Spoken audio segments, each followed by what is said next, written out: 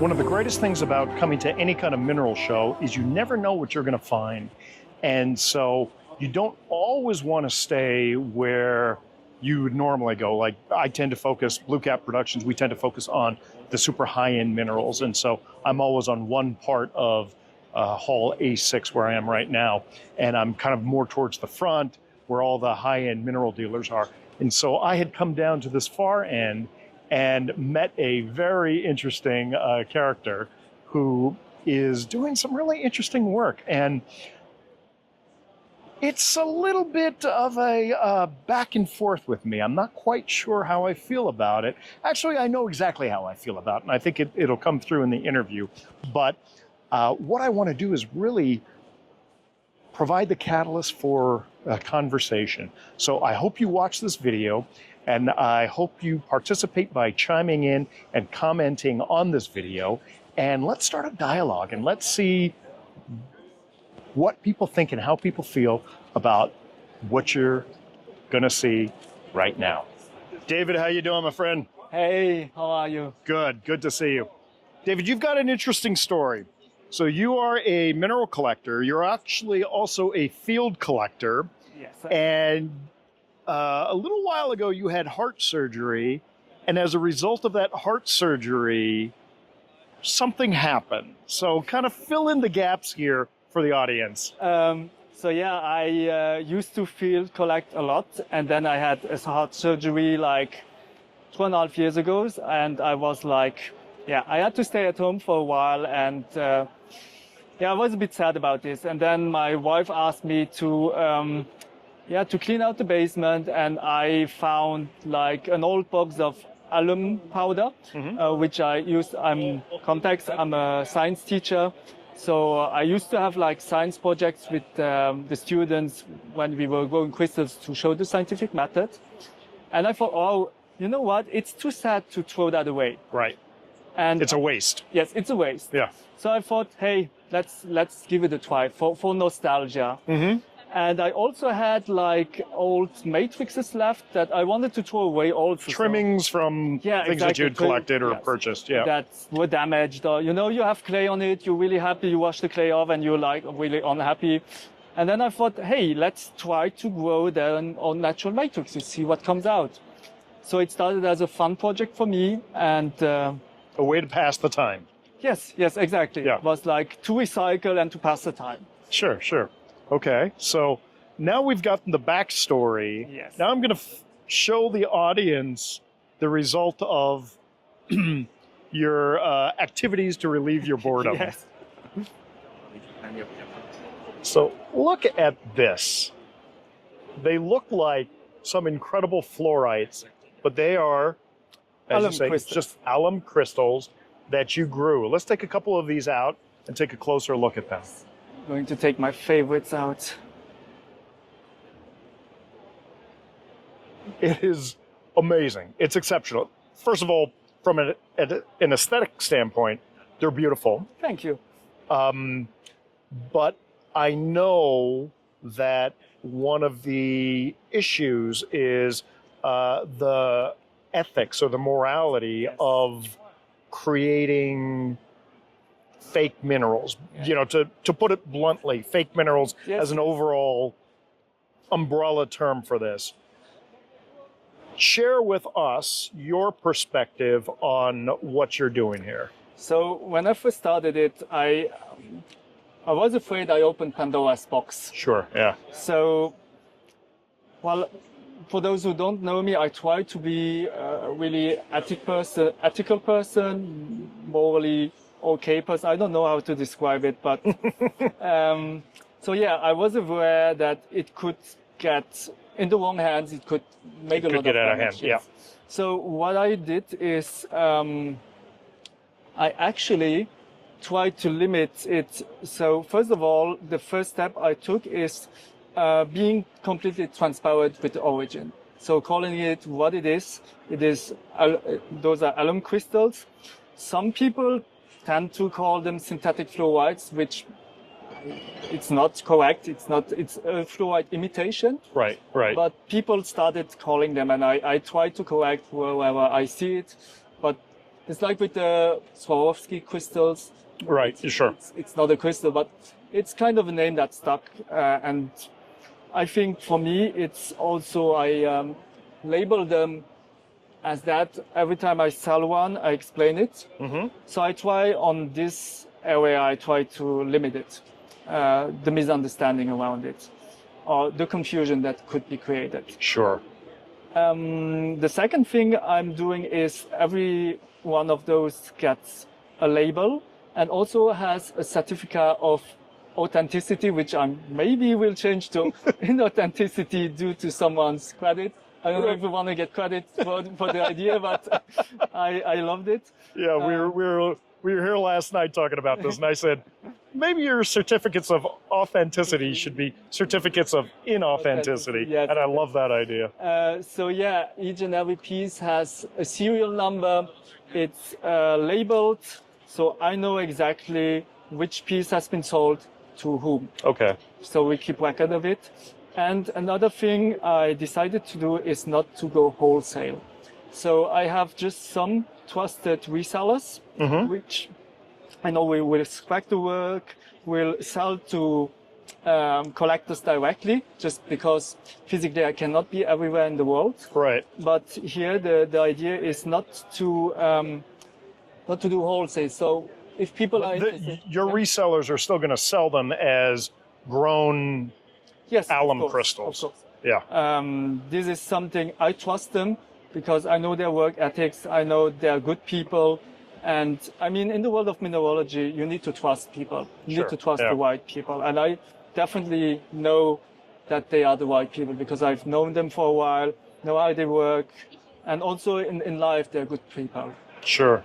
So tell me about the satisfaction or the motivation that you have for creating these pieces. What happens inside of you? Well, actually, I love creating stuff. So I have an artistic side, and here I can really express myself. I can express the aesthetics of how I see the beauty in pieces. Okay. It's really interesting because every time I finish a piece, I kind of don't want to let it go because it looks so nice. And yeah, it's nice. You need to imagine, I start by selecting the crystals when they're really big. I try to make them grow on matrices, and at the end I have the final product, which sometimes takes up to 9 months or a year.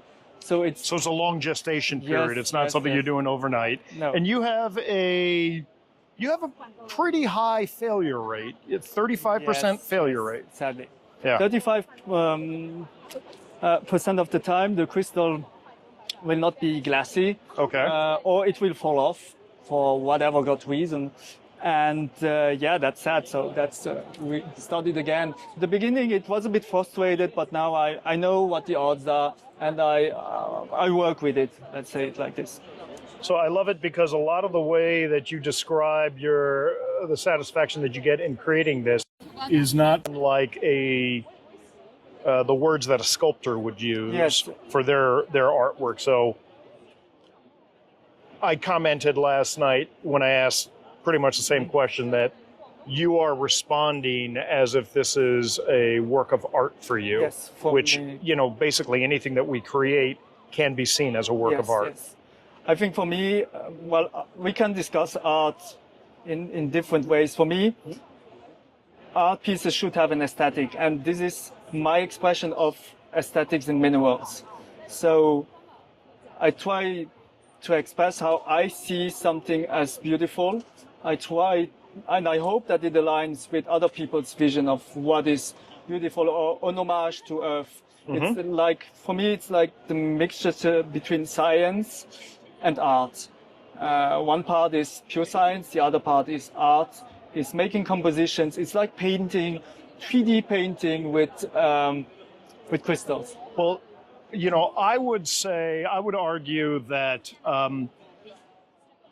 artwork requires a certain amount of human involvement in the piece. Yes. And so we often call minerals nature's art. Mm-hmm. And that's wonderful, but the only human involvement we have would possibly be trimming or repairing or restoring things, but we're not really participating in any way in the creation of the final pieces of beauty outside of those capacities that I'm saying. This, what you're creating here, I would argue is more in line of, you do have some natural crystals here, which is the matrix. Yes. The matrix is natural, and the fluorite-looking alum pieces that you are growing on it is your manifestation of some creative spirit in you that you're adding to it. So it actually becomes an amalgamation of nature and man-made things, which really kind of moves it more into the art category than nature's art kind of art, meaning like humans' involvement in this. Exactly. So it's interesting. You know, when I first learned about this, I was like, I don't know. It sort of feels wrong, but it really doesn't, because you and I spent some time talking, and you are very guarded with your process, and you don't share it because you don't want people to build upon what you have created and then create something that they can use to deceive people who want to acquire it. And I like the fact that you're very upfront that this is lab grown, this is man-made, and you the diligence with which you suss out your not wholesale dealers, but your dealers, is admirable. Thank you. And so I like the fact also that you're a magician, so you're good at keeping secrets. Yes, I am. Or I would be a bad magician. Exactly. So I really like what I'm seeing here. I know that we're going to see some of these in Tucson in 2026. Yes. And they're going to show up at Mineral Nexus, I believe. Yes, that's correct. And I really want to see how the viewers are going to react to this. Yes. Well, and I think part of it is they need to understand who you are, and they need to see, parts of your character on camera. And I'm hoping, we're capturing some element of that. But I would really invite the viewers to comment on these videos and share their thoughts. And I think it's an interesting way to open up a conversation about this. Yes, I think so too. Yeah. I mean, as long as it stays in discussion, we don't need to have the same point of view. As long as we can discuss, I think it's a nice human experience to have. Not everybody should be okay with everything. But right. I think as far as it goes, I had some critics, and I completely understand them. But most of the people I've seen, I was really afraid of like a backlash. Yes. When I showed them first in Sainte Marie, and the complete opposite happened. So people really embrace it. Yeah, I was really surprised and encouraged, because as a collector myself, I do not or did not like synthetic minerals, because I had this image of me being a child getting scammed with lopusite, Exactly. That's the fear. Yes, but this is a realistic fear. I mean, I've lived through it, and I don't say it's traumatic, but I lost a lot of money for something really toxic, which I took home. And it was a big disappointment when I learned about it. But now I try not to replicate that. I try to give it a place that I think synthetic minerals deserve a place where it is admired as what they are, artworks of someone who's trying to express something with it, and not just a tool to scam people. There you go. So viewers, chime in. Let's hear your voice. Let's hear what you have to say.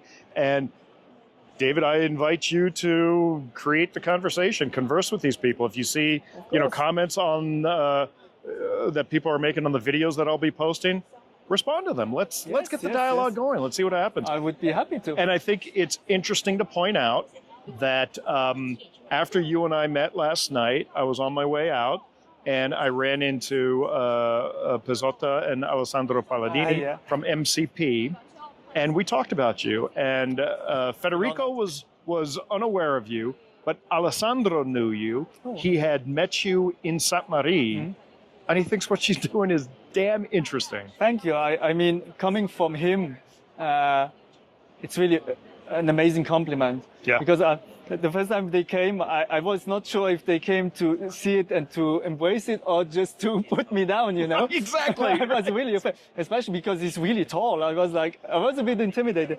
And they were so nice. They encouraged me. As I said, I get so much positive reactions to it that I feel really lucky. Yeah. I feel really lucky to be at the point where I can express myself artistically. It aligns with people. And yeah, I mean, people are ready to take them home, to cherish that. And that makes me happy. That's super. That's super. I mean, and there's no denying the fact that aesthetically, these are very, very pleasing pieces. So let's have that conversation. Thanks so much for agreeing to come on camera with me. Thank you too for this opportunity. Absolutely. All right. Bye-bye. Take care. Everything is beautiful.